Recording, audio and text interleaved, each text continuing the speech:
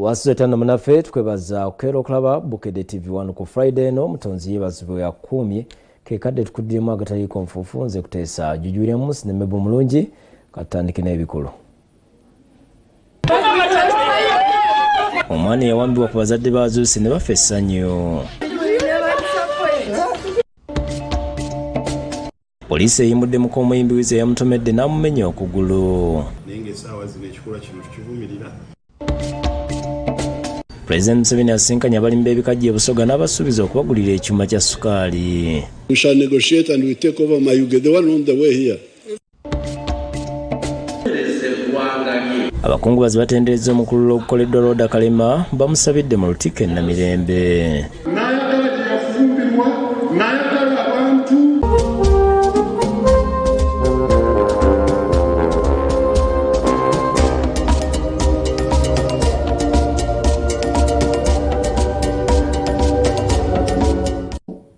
Nyongera kwebazaawo naawo osinziira okutulaba katandikirawo mu bujjuvu. Kyaddaaki omwana yali yawambibwa omwezi oguwedde nga kirowoozebwa nti yattibwa azuuse. Wabula mu kifo ky'essanyu bazadde be n'ab'eŋŋanda boozizza ku mmunye bwe bamulabyeko kuba babadde tebakisuubira. Gye buvuddeko bazadde b'omwana Christopher Asoya ow'emyaka 2 balabwako nga banoonya omwana ono eyabbibwa ku geeti yaabwe nga 16 ogw'omusanvu omwaka guno era ne bagulawo omusango ku poliisi ey'e Katoke.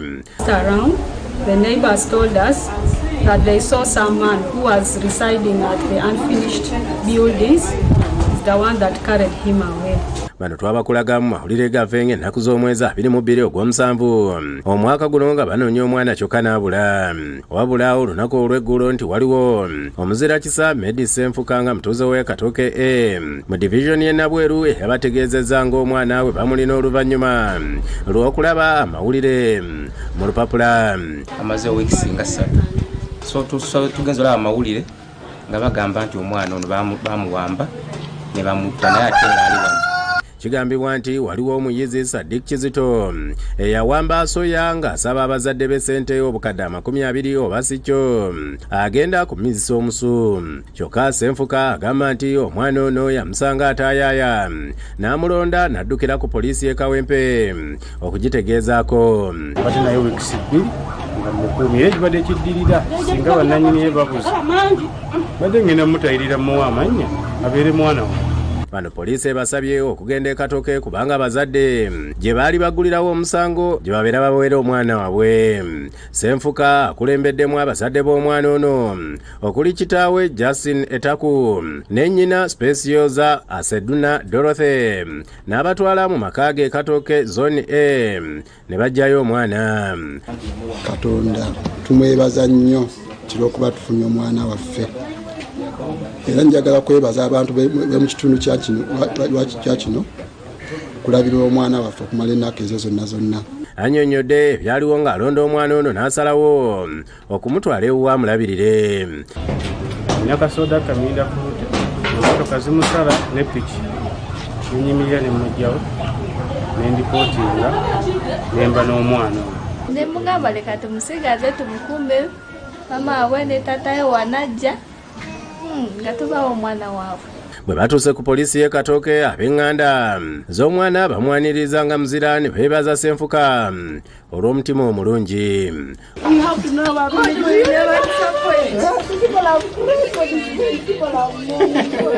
Olw'essanyu amaziga gabayiseemu nga tebakkiriza nti omwana waabwe mulamu.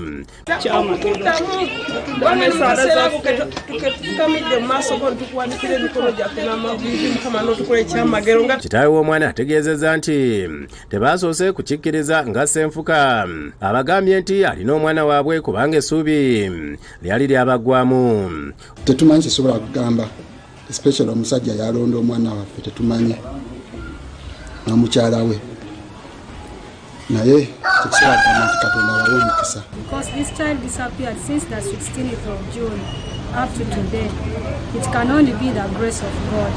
And I really want to thank God for that. Ali mukote mutuufu tumaze okukwasa abazadde be ekikulu twagala kumwebaza ono abadde n'omwana nobeera n'omutima ogwo gw'okutaasa omwana ate n'oluvannyuma n'ojja n'okomyawo omwana. Fatuma Nalubega yakusakidde guli lino ku Lwabukedde TV.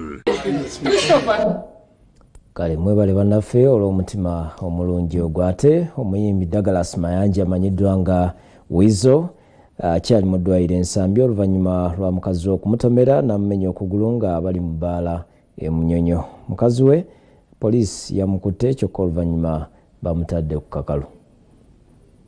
Kano ke katambi akalaga engeri Sandra Teta mukyala w'omuyimbi Douglas Mayanja amanyiddwa nga Wizo Manizo gye yamutomeredde ku bbaala eya Shan's Band Restaurant e Munyonyo oluvannyuma lw'okufuna obutakkaanya.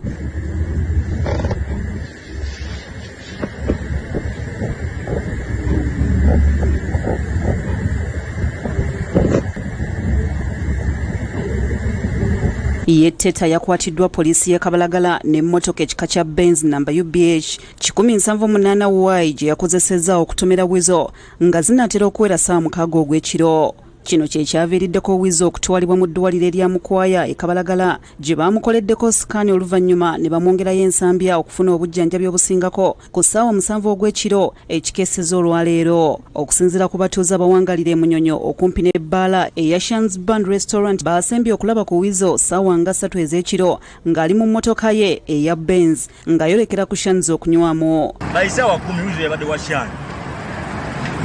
Sana. Shani ziba wali wansi. Bayisawa nanyo mwe basawo yeza 3 ez'ekiro. Ne bava wali najja wano nakubayutani wano wenyiza 3 ez'ekiro. Mu kunnyonnyola ababoodaboda abakolera mu kitundu kino bagambye nti Wizo ne mukyala we Teta bakasibira nnyo ku Shan's nti kyokka kyabeewunyisizza okuwulira nti ate Teta atomedde Wizo. Bagamba nti Wizo tabadde na buzibu nga kirabika ebikuba bye bakozesezza bye byabagjeeko ne bava mu mbeera. Beetaaga okubudaabuda mu ngeri emu oba endala. Kubanga omwana ebikuba bisuuse mbayimbi. Banywa ayisi. Baka ku ayisi banywa enjaga ne banywa omwenge. Nze kyesinga olaba ku street eno Wizo ne mukazi we babeera nnyo ku bbala ya Shan's Bar ssaawa 4 24 hours bubabeerawo. Bano basaasidde Wizo olw'akabenje ke yafunye kyokka ne basaba abayimbi abatava mu mabaala okweddako era bakendeeze ne kukozesa ebiragalalagala olw'ensonga nti bibaviiriddeko okukola effujjo ne bamaliriza nga bafunye obuzibu.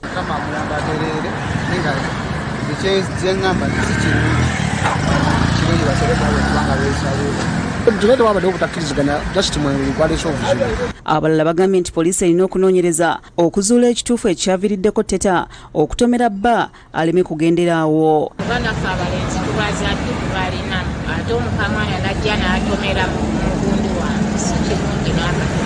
Amyuka omwogezi wa poliisi mu Kampala n'emiriraano Luko Wesigire agambye nti Teta yakwatiddwa ekiro n'aggyibwako statement nti era poliisi etandise okunoonyereza. Kyenjagala okukakasa nti poliisi yaffe y'e Kabalagala erina omukyala Sandra Teta agambibwa okuba nti no yalumizza musajja we mu ngeri y'okuba nti no yamukoonye emmotoka ababadde okuwona agaabwe ebyo bye bagamba nti no kyabadde kigenderere.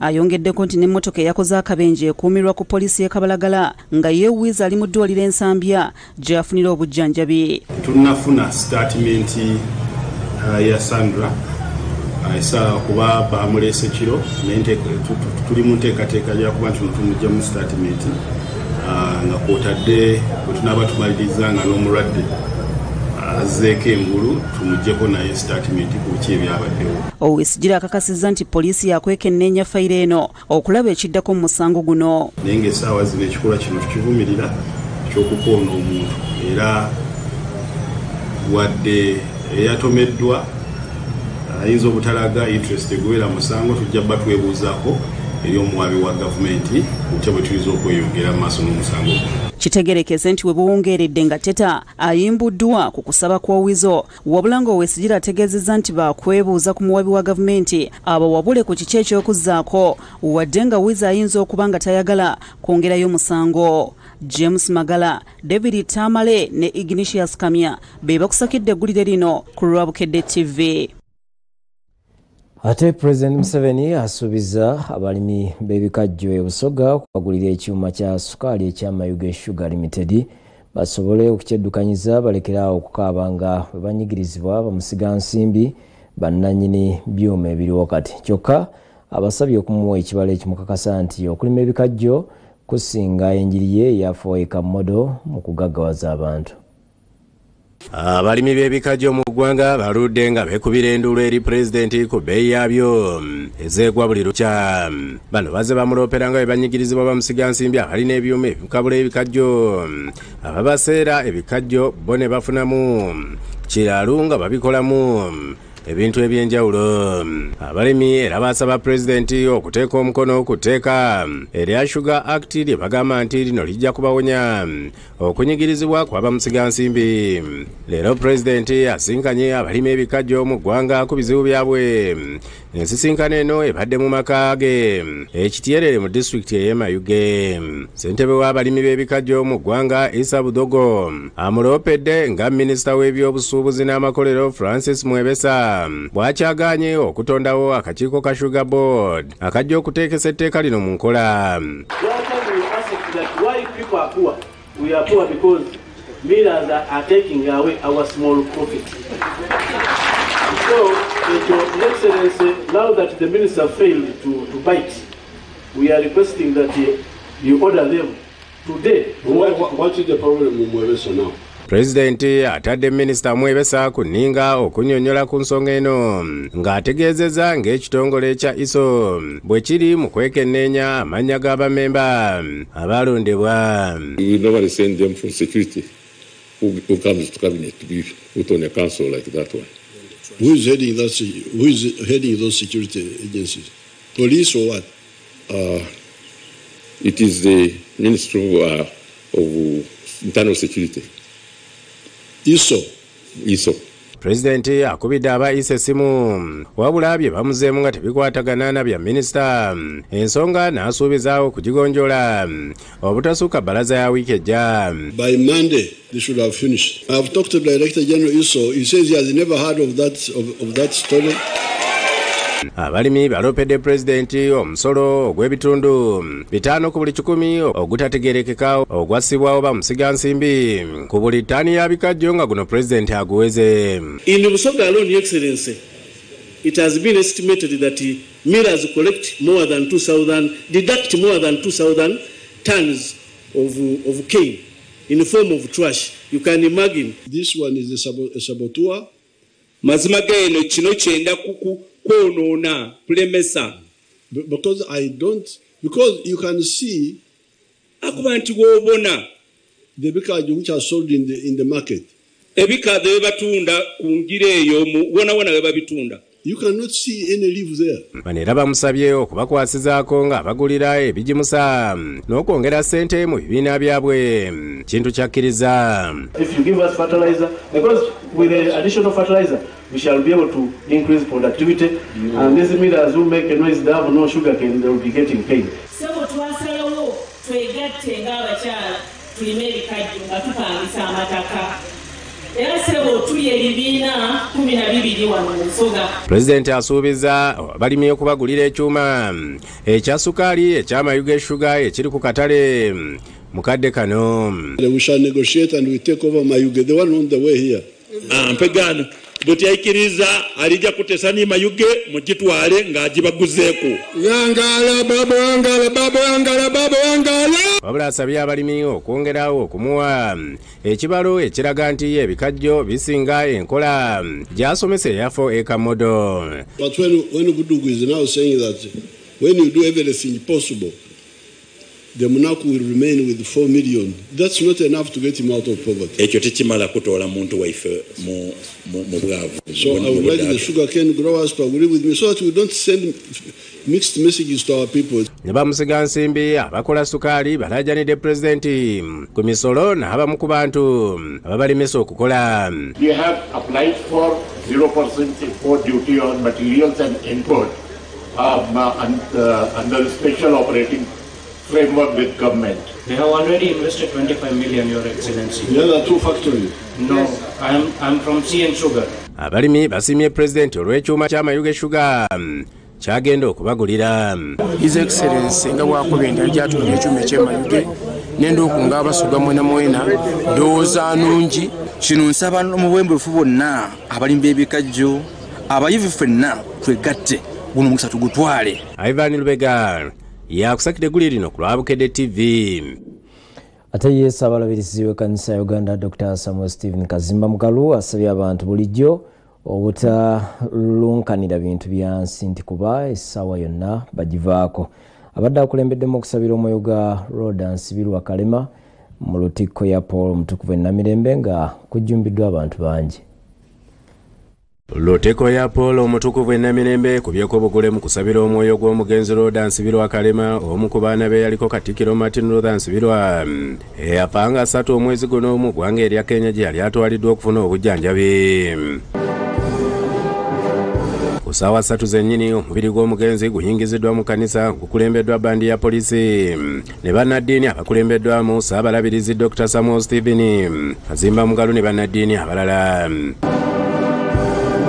Abakungubazi kubaddeko abakungu okuva mu gavumenti y'Emmengo abakulembeddwamu n'Abagereka Silivia Najinda bakatikira abawumula ate ya wakati n'ekiikirirwa minisita omubeezi owa Kampala Christopher Kabuye Kyofa Togabye n'abalala okubadde n'ow'eby'ettaka Judith Nawule n'Abakoba.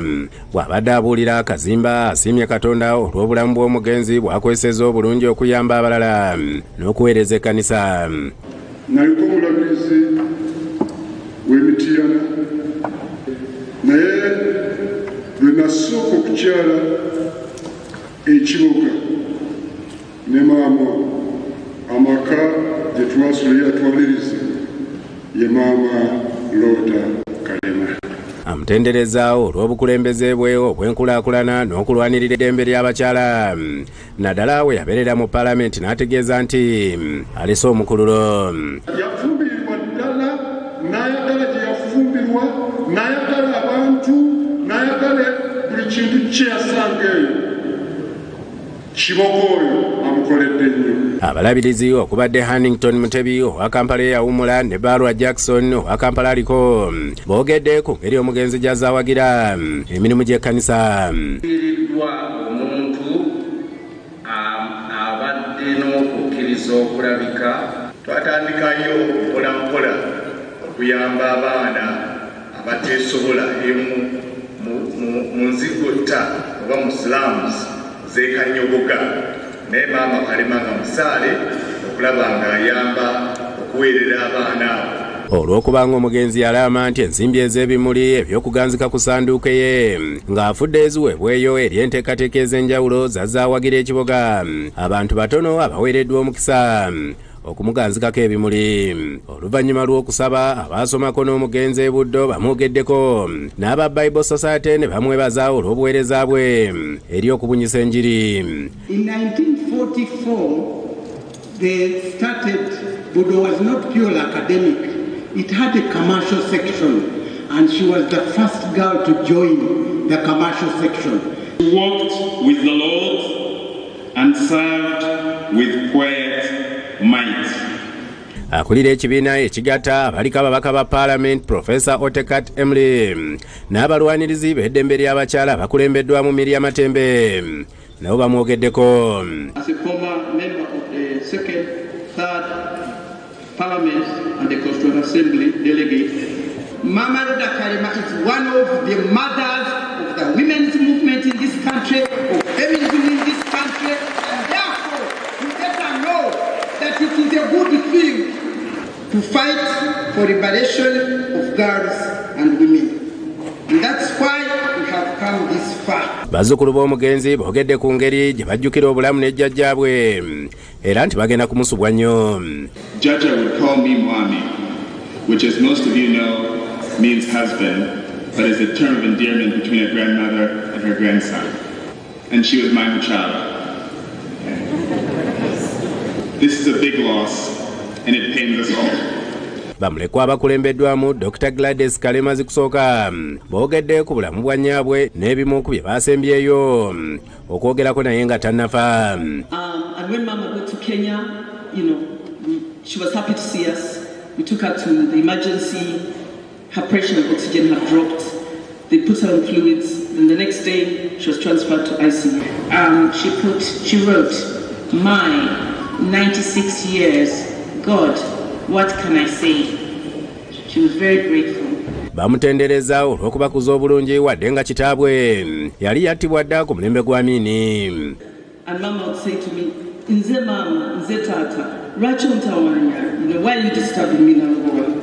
Nze Mama, Nze Tata. But I really want to thank the father figures in our lives, Uncle Sam Wambuzi, my godfather, and the late Uncle James Muranga. They've been real father figures in our family, supporting Mama so much.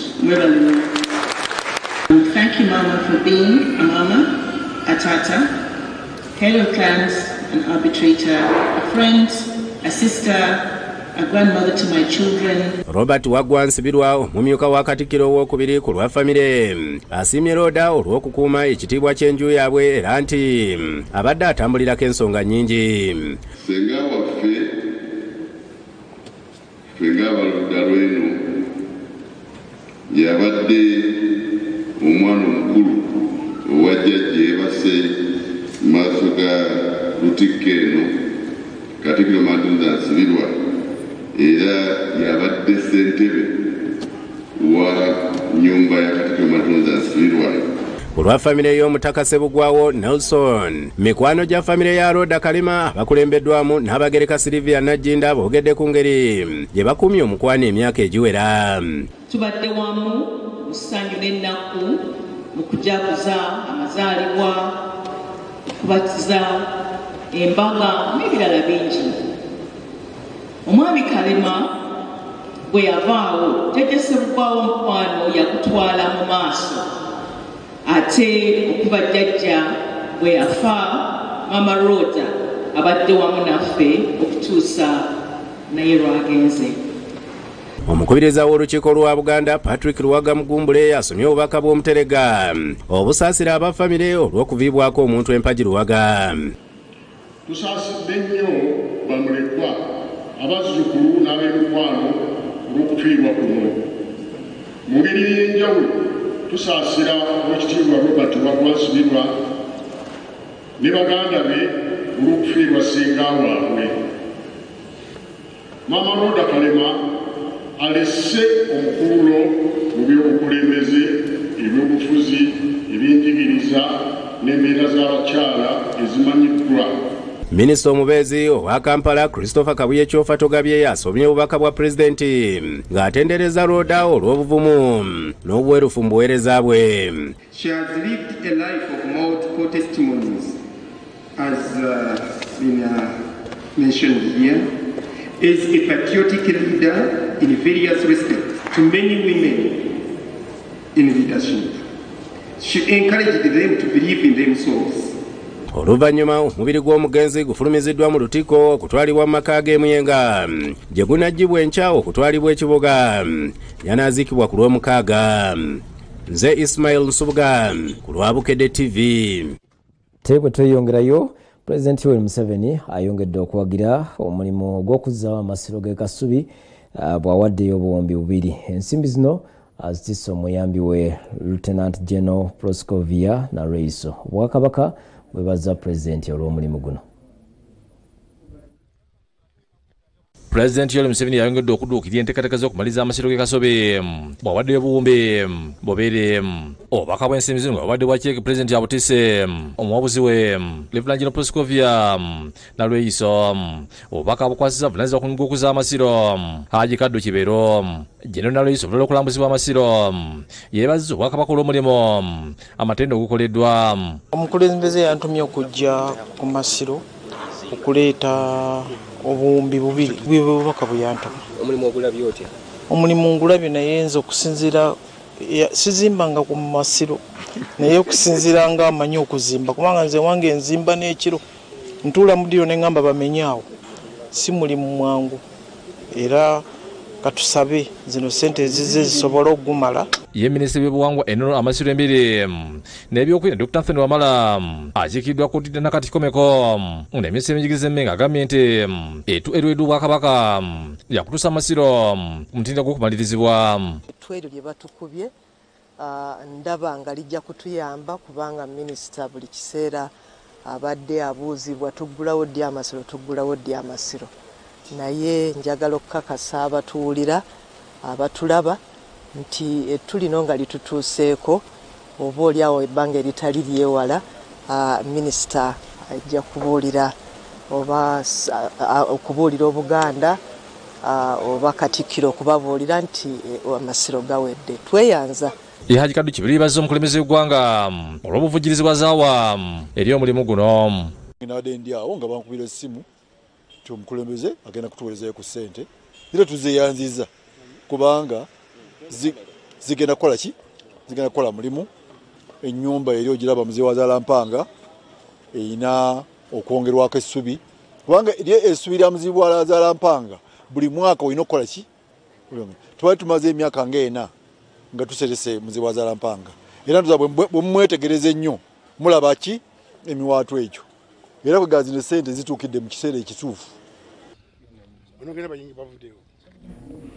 Kale ate omulimu omusomo mulindwa ngu the Great Sundown agutandika Sunday eno ku Equatorial Mall mu Kampala. Omukenkufu Nyanzi Julius atulaze ebyenkizo ebigulimu era n'abakunga okugwetabamu.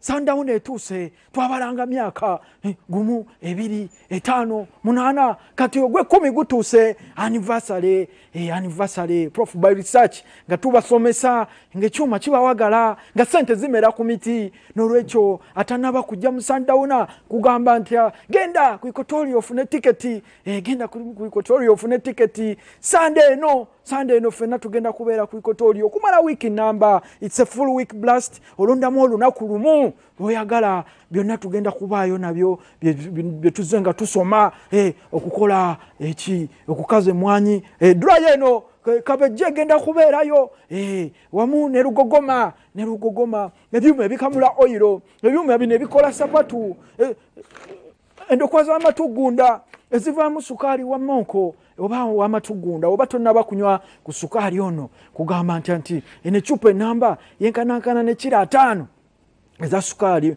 mukyayo teekamu amatonda 2 gokka era buli anajja mu Sundown agenda funa yendo kweno wamu ne sukaali wa matugunda nga kwotadde n'ekyuma ekikola kawa ow'emmwanyi kawa ow'emmwanyi bye birabo okuddiza gubwa mwoyo mpe embuzi nkuwente n'olwekyo gwe musomo gwaffe gutuuse muleete abaana muleete abazadde bazadde bamwe bali eyo mu kyalo bagamba kasooli takyafuna naye osobola okujja n'omuyigiriza bino ebintu oba n'omusasulira najja n'asoma era abawangalira mu kibuga ate mwe musobola okukola sapatu lulina bayigiriza sapatu ezitaliko njola katugenda kuyiga sapatu eziriko enjola era n'amaliba gonna twagakoze ate nga mugenda gasangawo ekintu bwe kityo bwe kitambula era ku mulundi guno nkugamba ntya bw'onaasubwa ku Sundown nga olyenenya weka tugenda kubeera ku hotel Equatorial okuva saawa 3 okutuuka nga 12 buli lunaku okuva ku Sunday eno okutuukira ddala ku Lwomukaaga era nga emisomo tugiddingana oyinza nze ndi mukadde wa kanisa sijja sobola kujja ku Sunday tewali tabu ojja kujja ku Monday oyinza nze ndi corporate sisobola kujja ku Monday tewali tabu ojja kujja ku Lwokutaano wiki namba olunaku lwojja lwosoma ate naawe ojja soma byebimu nga mbadde mu bigoberera sapatu tukoya aba hoteli okukweka sapatu netugenda eno myufu eno ya bbulu byebiki ebyo olwokuba nti sapatu bazibba naye bwe munaafuna ekyuma nga kino ekiri manyo nga bwe tugenda obasomesa mu Sundown ku Sunday eno mujja kwekoleranga sapatu ate buli omu ajja kuba n'omukisa okukiwangula tugenda gabayo ebyuma 7 buli lunaku kyuma nti ati kiwagala kyuma era nga mu mbeera yemu nkugamba ntya twegweko mu Sundown bye. Webale munaffe tugafundikiridde awo enkyalero nze kuteesa jujwiremu sinemebo mulungi ab'ekyenkya bagenda kujja bakutwale maaso tukwagaliza olunaku olulungi Katonda kuume.